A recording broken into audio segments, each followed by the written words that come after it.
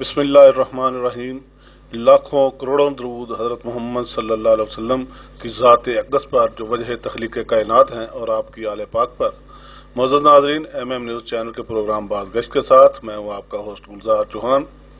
आज के बाज़गश्त में हमारे मौजूद मेहमान एक ऐसी शख्सियत जिनके बारे में मैं सिर्फ यही कहूँगा कि आप अपना तारफ़ हवा बहार की है।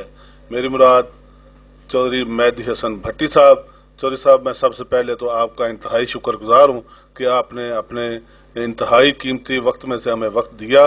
तो मैं आज की गुफ्तगू में सबसे पहले पूछना चाहूँगा कि सुना ये जाता है आपके वालिद मोहतरम के हवाले से कि उन्होंने अपने गांव में गांव के लोगों के लिए कोई अलग काश्तकारी कर दिया करते थे, कोई फसलें लगवा देते थे, चारा वगैरह, ताकि गांव के आम लोग बगैर मांगे वहां से अपनी ज़रूरियात पूरी करें। इस हवाले से फिर आगे आपके हवाले से तफसीलन गुफ्तगू होगी। बिस्मिल्लाहिर्रहमानिर्रहीम। चौहान साहब, मैं आपका बेहद शुक्रगुजार हूँ कि आप तशरीफ़ लाए। Most welcome. जो आपने सवाल किया है इसका जवाब मैं अर्ज़ करना चाहता हूँ कि मेरे वालिद साहब एक मिडल मैन थे और शरीफ आदमी थे। तो उनका तकरीबन 2000 एकड़ के अकेले ही मालिक थे। तो उनका हमेशा यही रहा है कि जी जो को आ जाए उसको दे देते थे, चारा वगैरह, गंदम, आटा, जो कुछ उनके पास होता था। और प्लस अगर कोई किसी को दरख्तों की ज़रूरत होती थी तो वो भी दे देते थे। जैसे कहते हैं कि जो दरिया दिल थे वैसे वो लगे रहते थे। तो अल्लाह ताला उनको जन्नत और फिरदौस में जगह अता फरमाए। और इंशाअल्लाह मुझे फ़ख्र है कि मैं एक मिडल मैन आदमी का बेटा हूँ और अल्लाह ताला ने मुझे अपने करम से हबीब सल्लल्लाहु अलैहि वसल्लम के सदके इतना अरूज दिया कि अफसाबाद में शायद इतना किसी को और ना मिला। चौधरी साहब, बहुत खूबसूरत अंदाज में आपने बताया। यकीनन एक डिस्ट्रिक्ट का सबसे बड़ा यूँ समझे जागीरदार भी हो और फिर इस तरह दरिया दिल भी हो, और उनकी दरिया दिली मशहूर थी। तो मैं आपके बचपन के हवाले से पूछना चाहूँगा कि एक ऐसी शख्सियत, एक ऐसा नौजवान जिसके पीछे सैकड़ों एकड़ ज़मीन हो और उसने अपना बचपन कैसे गुजारा हाफिजाबाद डिस्ट्रिक्ट में और देहाती इलाके में बुरजदारा में रहते हुए या कहीं और, इस हवाले से बताइएगा। जी, इसमें मेरा बचपन ऐसे ही था कि शुरू से मुझे शौक़ था काम काज का और काफ़ी मेहनती था मैं। तो सबसे पहले मैंने अपनी काश्तकारी शुरू की, जिससे अल्लाह ताला ने मेरा करम किया और मैंने काफ़ी कामयाब भी हासिल की। और फिर बाद में मुझे ये शौक़ लगा कि लोगों के जो बेसहारा लोग हैं उनके को काम शाम करने चाहिए। तो उस की वजह से मुझे मेरी बरादरी के जो सरबराहान थे, चाहे नज़ीर अहमद मरहूम सफ़ेद पोश सुखे की मंडी से, उन्होंने बरादरी ने मेरा इंतखाब किया। तो मैं फिर पॉलिटिक्स में आया और मुझे पहली दफ़ा मौका मिला ज़िला कौंसिल का मेंबर बनने का। तो गरीब लोगों ने और सब लोगों ने मेरा बड़ा साथ दिया। तो मैं पहली दफ़ा 83 में डिस्ट्रिक्ट काउंसिल गुजरांवाला का मेंबर बना। 1983 में डिस्ट्रिक्ट काउंसिल गुजरांवाला का मेंबर बने आप, इलेक्शन लड़ा। उसके बाद फिर सियासी हवाले से ऐसी कामयाबियां समेटी कि पूरे डिस्ट्रिक्ट में की हर सीट पे आपके बंदे कामयाब हुए। MPAs की सीटों पे आपके बंदे, MNAs की सीटों पे आपके, डिस्ट्रिक्ट काउंसिल की चेयरमैनी आपके पास। तो मैं पूछना ये चाहूँगा कि आपसे पहले आपकी फैमिली में कोई सियासतदान थे जिन्होंने कोई सियासी हवाले से काम किया, इलेक्शन लड़ा हो, या पहले बंदे आप ही थे जिन्होंने डिस्ट्रिक्ट का इलेक्शन लड़ा? जी, मेरे वालिद साहब ने 2 दफ़ा चेयरमैन यूनियन काउंसिल का इलेक्शन लड़ा था और दोनों दफ़ा कामयाब हुए थे। उसके बाद फिर मैंने इलेक्शन लड़ा और मैं कामयाब हुआ। तो मेहनत में अजमत होती है। जिस काम में भी बंदा मेहनत करे अल्लाह ताला उसका साथ देता है।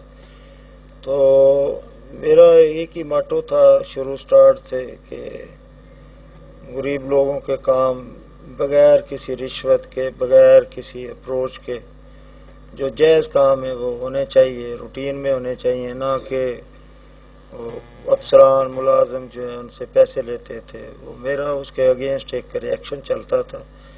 تو اس وجہ سے لوگ میرے سے خوش تھے کہ بغیر پیسے سے، بغیر اپنی گاڑی میں پٹرول ڈلوائے، بغیر کسی لالچ کے یہ کام کرتا ہے. تو اس لیے لوگوں نے میرا ساتھ دینا شروع کر دیا. تو پہلے میں نے سب سے پہلے تو 83 کے بعد جب میں 1985 میں آیا تو میں نے ایک بہت بڑا اکٹ کیا، میٹنگ کی بہت بڑی، صرف غریب لوگوں کی. تو غریب لوگوں سے میں نے مشورہ لیا کہ کیا مجھے 88 کا الیکشن لڑنا چاہیے. غیر جماعتی الیکشن تھا، جماعت تو تھی نہیں کوئی. تو سب لوگوں نے یک زبان ہو کر پورے حلقے سے سب لوگوں نے کہا کہ جی ٹھیک ہے، آپ الیکشن لڑیں ہماری طرف سے، غریبوں کی طرف سے، تو ہم آپ کا ساتھ دیں گے. اور 85 کے الیکشن میں اللہ کی مہربانی سے اس بات میں کوئی مذیقہ نہیں ہے کہ میرا صرف اور صرف غریب لوگوں نے اتنا ساتھ دیا کہ میں تقریباً 9000 کی ووٹوں سے لیڈ سے کامیاب ہو گیا، اور میں پہلی دفعہ 85 میں ایم پی اے بنا، اور پوری اپنی برادری میں بنگسی کے پٹی قوم سے میں پہلا آدمی تھا جو ضلع پنجاب اسمبلی کا ممبر بنا تھا. جی بالکل اسی طرح ہے کہ یہاں حافظ آباد ڈسٹرکٹ میں ایک ٹرینڈ تھا کہ بڑے لوگ جو الیکشن لڑتے تھے شہر کے یا دیہاتوں میں، جو چودھری تھے، نمبردار تھے، صرف ان کے پاس جا کے ہی ووٹ مانگتے تھے. عام لوگوں کو کوئی نہیں پوچھتا تھا. لیکن چودھری مہدی حسن بھٹی انہوں نے یہ ٹرینڈ چینج کیا. مجھے وہ وقت بھی یاد ہے کہ رات 11-12 بجے 2 بجے خواتین الیکشن مہم کے دوران، بڑی عمر کی خواتین انتظار کر رہی ہیں صرف دیکھنے کے لیے کہ چودھری مہدی حسن بھٹی کو ہم نے دیکھنا ہے، اور وہ بوڑھی مائیں مہدی حسن بھٹی کو پیار دے رہی ہیں، ماتھے چوم رہی ہیں. مجھے وہ آنکھوں دیکھے حالات ہیں میرے سامنے. تو میں یہ سمجھتا ہوں کہ حافظ آباد ڈسٹرکٹ کی سیاست میں چودھری مہدی حسن بھٹی ایک ٹرینڈ چینجر ہیں. آپ نے ٹرینڈ چینج کیا. تو ناظرین مجھے بریک کے لیے کہا جا رہا ہے، آتا ہوں آپ کے ساتھ ایک مختصر بریک کے بعد ہمارے ساتھ رہیے گا. جی ناظرین، چودھری مہدی حسن بھٹی صاحب ہمارے ساتھ ہیں.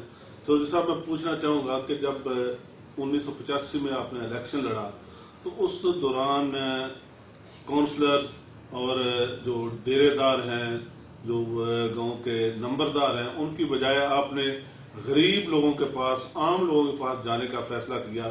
اس کی کوئی خاص وجہ؟ اس کی خاص وجہ تو یہ بھی ہے جی کہ آپ کو پتہ ہی ہے کہ جی ذمہ دار یا آباد سب لوگ کم ہوتے ہیں، ہمارے غریب گاؤں میں زیادہ ہوتے ہیں. تو میرے پاس تو انہوں نے مہربانی کی تھی کہ انہوں نے میرا انتخاب کیا تھا، تو اس لیے پھر میں ان کے پاس زیادہ جاتا تھا.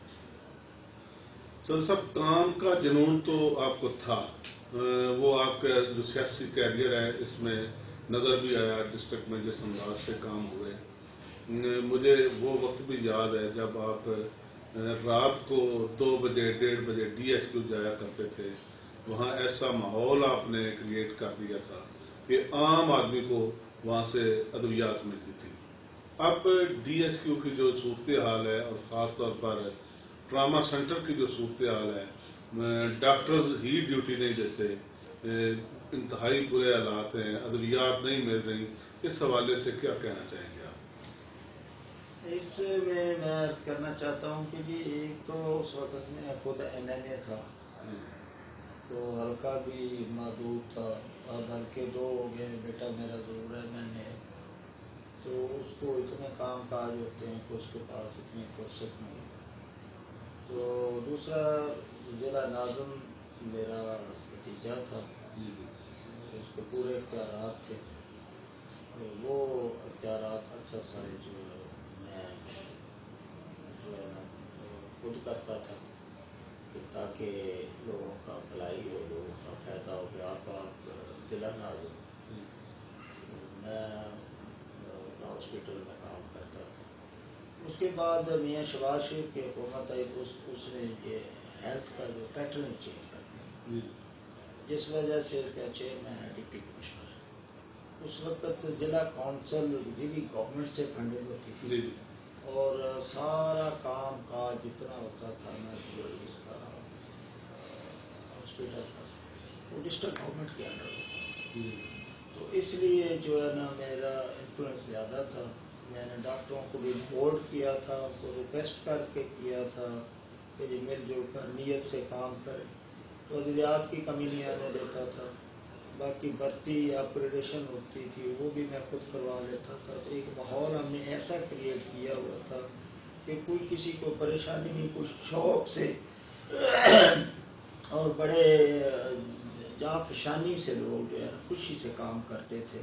تو مجھے رات کو بھی کافی اتفاق ہوتا تھا جانے کا. ایک ہم نے چھوٹی سی این جی او بنائی ہوتی تھی جو اپنی مدد آپ کے تحت ہم میڈیسن تقریباً 5 لاکھ کے لگ بھگ میڈیسن کو پرچیز کرتے تھے. جو ہر مہینے جو گورنمنٹ کی لسٹ پر میڈیسن نہیں ہوتی تھی وہ ہم پرووائڈ کرتے تھے ہاسپٹل میں. تو اب کیونکہ ڈپٹی کمشنر انوالو ہیں تو ڈپٹی کمشنر کی وجہ سے جو ہے نا جی سارا ڈسٹرکٹ ہی آپ کہہ لیں کہ جی وہ لڑکھڑا رہا ہے. اس کی نائلی، اس کی سستی، اس کا 2 بجے 1 بجے دفتر آنا، اتنا خیال نہیں، اتنا کوئی باقی ڈپارٹمنٹ کا کوئی دھیان نہیں.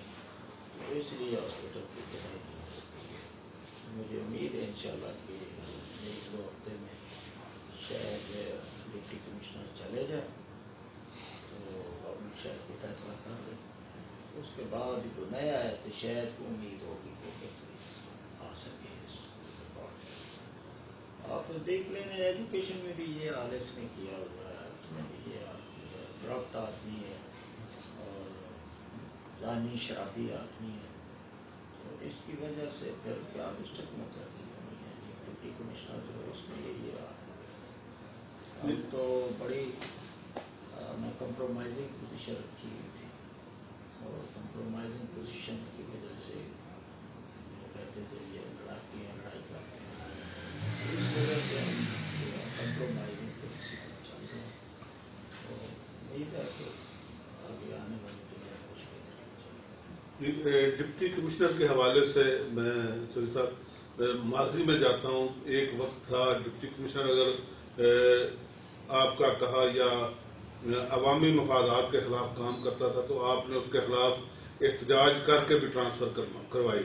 لیکن اب آپ اتنے کمپرومائز ہو گئے ہیں کہ ایک ڈپٹی کمشنر آپ کا کہا نہیں مانتا. ڈسٹرکٹ کی بری حالت اس نے کر دی، خاص طور پہ شہر کی. تو کیا ایم این اے بھی آپ کا بیٹا ہو، حکومت آپ کی ہو مرکزی صوبائی، تو ایک ڈپٹی کمشنر بھی آپ کے کہے میں نہیں. اس حوالے سے کیا کہنا چاہیں گے؟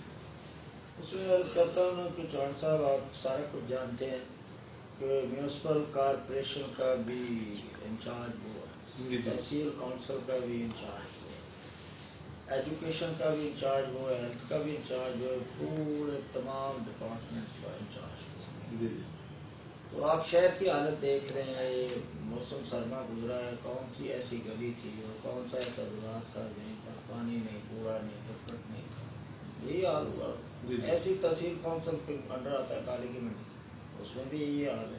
اب اپنے ضلع کی سڑکیں دیکھیں ان کا کیا حال ہے. ڈپٹی کمشنر کی ذمہ داری ایم این اے کی تو ذمہ داری نہیں ہوتی. ڈسٹرکٹ کے تمام ڈپارٹمنٹ جو ہیں وہ تمام کے تمام انڈر ہوتے ہیں ڈپٹی کمشنر. ایم این اے کے تو انڈر ہوتے ہی نہیں. ایم این اے تو جو ہے نا آپ کہہ لیں کہ اگر ہم کوشش کرتے ہیں ایز اے سوشل ورکر تو ہم اپنے ڈپارٹمنٹ جتنے بھی ہیں ہم ان کی مدد کر رہے ہوتے ہیں، نہ کہ ہم اس میں کوئی مداخلت یا کوئی ایسا غلط کام کرتے ہیں. ہم تو بالکل صحیح کام کرنے والے لوگ ہیں اور انشاءاللہ آپ کو جانتے ہی ہیں، بڑے پرانا جانتے ہیں مجھے کہ ہم نہ پیسے لیتے ہیں، نہ کوشش کرتے ہیں لے بھی نہ کوئی، اور کبھی اپنا حق حلال کی روٹی کھاتے ہیں. تو مرزا صاحب کے لیے ایک شعر ہی میں عرض کر سکتا ہوں. وہ میں کروں گا کہ استاد دامن کا ایک شعر ہے پنجابی کا استاد دامن صاحب جڑے نے نا جی وہ اپوزیشن کے شہر سن. سکندر مرزا ادو سی جڑا ہے نا جی وزیر اعظم پاکستان. انہیں فرمائش کی تھی کہ استاد دامن میرے جلد سے مچھی والے تھے مچھی دروازے وہ میرے جلد سے تھے شیر بن. ڈپٹی کمشنر لاہور اس وقت انہوں نے جا کے استاد دامن کو محنت کی تھی ترلا کیتا کہ استاد صاحب ساری نوکری کا سوال تھی سارے جڑا ہے نا جی جلد سے تھے شیر. انہیں آخر تاری نوکری کا سوال ہے میں لگا جانا گیا جلسہ بڑا پکیا ہے. استاد دامن آئے تو لوگ اشکار اٹھ بیٹھے کہ استاد دامن کیا گورنمنٹ کے جلسے. استاد دامن کی باری آئی تو اس آخیا کہ جی شیر پڑھیا اس آخیا جی اس دھرتی تے ہوئے تو سکندر مرزا کو بیٹھا ہے لوکاں بھی نہ کیا جی اس دھرتی تے ہوئے دو مرزے. مڑ استاد دامن نے کیا اس دھرتی تے ہوئے دو مرزے. اور اسی طرح آواز جدوں پوری بلند ہو گئی نا اس آخیا اخیر تے کہ جی اس دھرتی تے ہوئے دو مرزے. ایک صاحبہ نو لے کے راہ پیا دوجا سانو لے کے بہ گیا. ڈپٹی کمشنر شرابی جڑا یہ حافظ آباد دی عوام نو لے کے بہ گیا. میرے نال سارے اتفاق کرو. جی بالکل جی چلو صاحب بالکل اسی طرح ناظرین آتے ہیں. ہم ایک مختصر بریک کے بعد ہمارے ساتھ رہے گا چودھری مہدی حسن بھٹی صاحب ہمارے ساتھ ہیں.